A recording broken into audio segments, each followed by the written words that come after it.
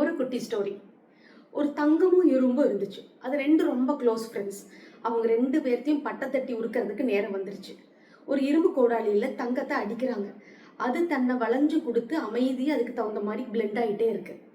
இரும்பு துண்டை இன்னொரு இரும்பு சுத்தியால் அடிச்சுக்கிட்டே இருக்காங்க. அது டங்கு டங்கு டங்குன்னு சத்தம் போட்டுக்கிட்டே இருக்கு.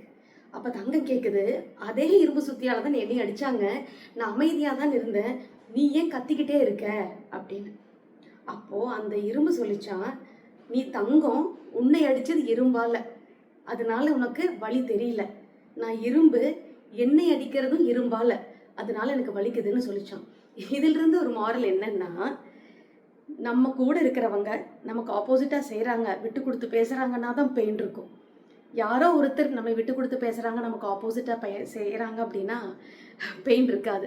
அதுக்குள்ளே ஒரு குட்டி மாரல் என்னென்னா, உங்களோட ஸ்ட்ரென்த் வீக்னஸ் எல்லாம் தெரிஞ்சவங்க உங்களை விட்டு கொடுத்து பேசுகிறாங்க, உங்களுக்கு ஆப்போசிட்டாக செய்கிறாங்க அப்படின்னா, the only thing is you need to keep distance.